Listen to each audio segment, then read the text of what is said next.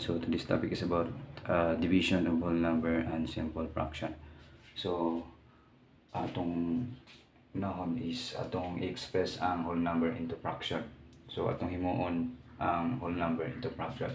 So atong baton is kopyaon nato draw 1/3 divide 3 over 1. So muna na. Next is kopyaon nato 1/3 times reciprocal niya is 1 over 3. So therefore, pwede natin mag-multiply. 1 times 1 is 1. 1 times 3 is 9.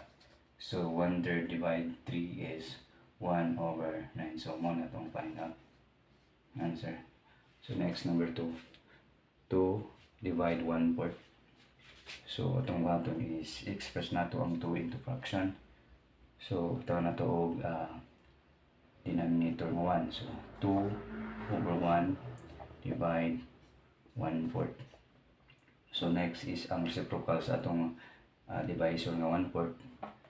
2 over 1 times reciprocal is 4 over 1. So let's have this one class. So 2 times 4 is 8. And 1 times 1 is 1. Or okay, improper man, so atong i-simplify at once, or 8. So muna itong answer.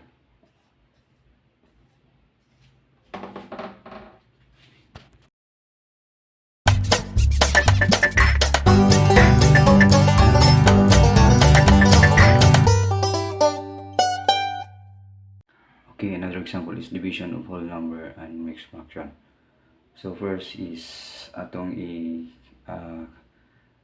convert or atong i-express ang whole number into fraction o ang mixed number atong i-rename into improper. So yun ang answer.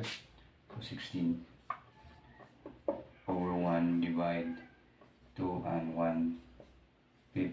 So muna tanong ato nang i-convert ang i-express nato ang whole number into fraction. So 1 over 16. Next is atong i-convert ang mixed fraction into improper fraction.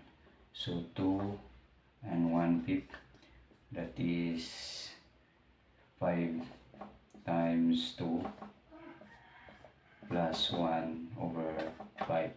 So that is 5 times 2 is 10 plus 1 is 11 over 5. So muna na ang atong improper fraction sa 2 and 1/5. So kusinta kapiyo nato ni. So 16 over 1 divide 11 over 5. So atong atong bitawan ang reciprocal sa 11 over 15. So atong baliyon. So kapiyo nato ito 16 over 1 times reciprocal niya is 5 over 11. So next is this is 16 times 5. So 16 times 5, that is 5 times 6 is 30, 0, 0 and 3. This is 5 times 1 is 5 plus 3 is 8. So 80. So 80 over 1 times 11 is 11, or atong i-simplify ang atong answer into atong i-divide. So improper man, so atong i-divide ang yung numerator to its divisor. So let's have 80 divide 11. So that is try na to 7. So 1 times 7 is 7. And 1 times 7 is 7. So subtract. So na ay 3. So atong answer is 7 and 3. So atong denominator is 11.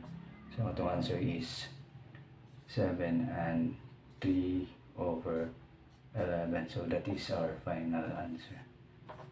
So send na kayo guys.